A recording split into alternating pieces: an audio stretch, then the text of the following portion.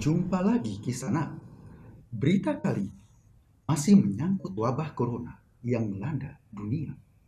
Di tengah wabah itu, kabarnya Gubernur Jakarta Anies Baswedan mengunjungi kebun binatang Ragunan. Gubernur mungkin ingin memastikan para penghuni kebun binatang sehat-sehat saja, tidak terdampak wabah corona. Memang, melihat aktivitas tersebut kentara sekali. Ini menunjukkan pejabat publik yang tergolong berhati mulia seperti hotel di Jakarta.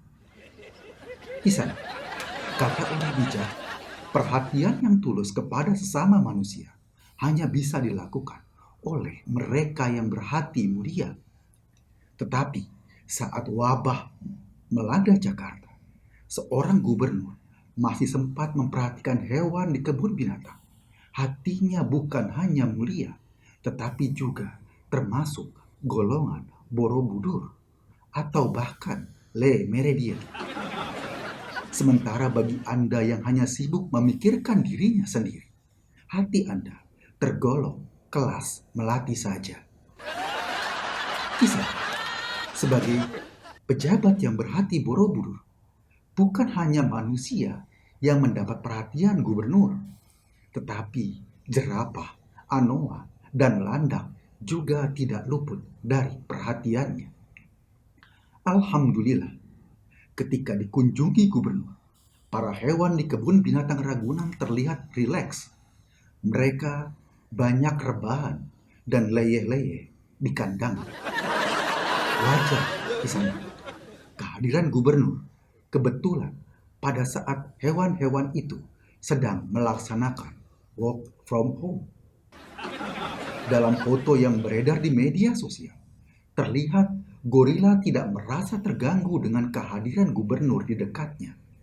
Bahkan saat disodorkan makanan oleh gubernur, gorila hanya memandang saja dengan perasaan syahdu. Tidak ada yang tahu di sana apa makna pandangan seperti itu. Sampai sekarang, para ahli zoologi masih menerka-nerka makna pandangan mata gorila itu. Para ahli masih menebak-nebak pikiran apa yang ada di balik pandangan tersebut. Memang, ada pepatah yang kita kenal dari nenek moyang kita. Rambut boleh hitam, tetapi pikiran gorila siapa yang bisa tebak? Bisa. Kita tinggalkan gorila dengan pandangannya itu. Kita biarkan saja pikirannya mengembara saat diberi makan oleh Gubernur Jakarta.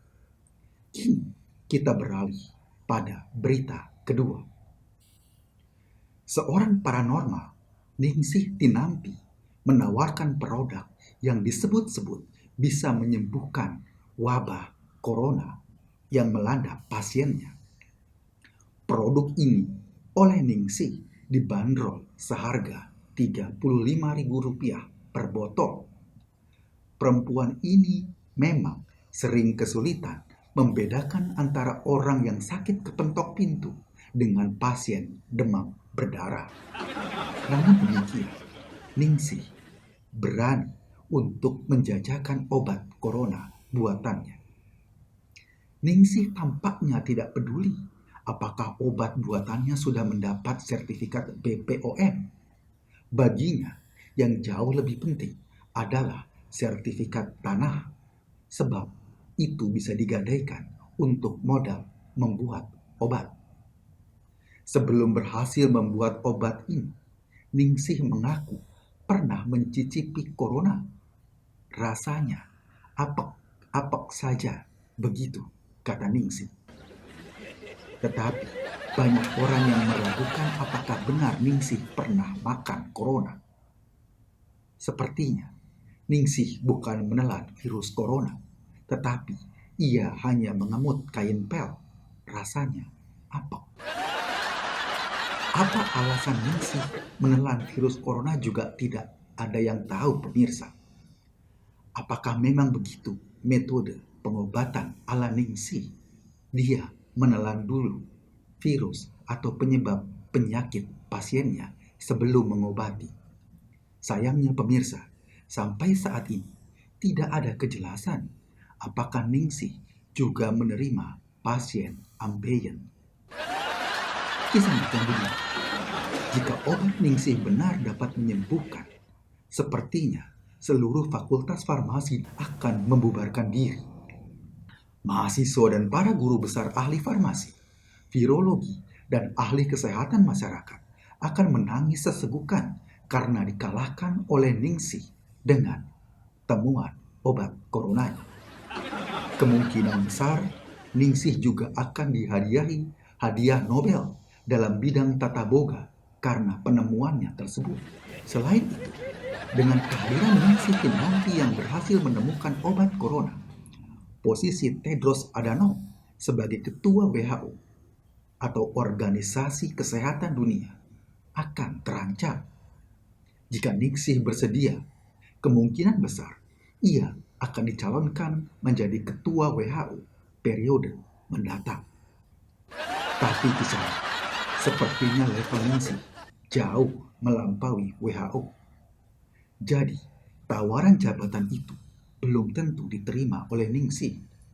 Ia lebih suka menjadi paranormal dengan biaya pengobatan 10 juta rupiah sekali berobat ketimbang menjadi ketua WHO yang digaji dengan dolar. Kisah 6. Sebelum kita akhiri berita ini, ada teka-teki yang disampaikan oleh Ningsih untuk Anda semua. Bunyinya, hewan apa yang kupingnya lebar, hidungnya panjang, dan badannya sebesar gajah? Jika Anda cerdas dan mampu menjawab teka-teki tersebut, kami tunggu jawaban Anda di kolom komentar. Untuk jawaban yang benar, kami berdoa semoga Anda diberi kesehatan lahir dan batin. Demikian berita kali ini, kisah.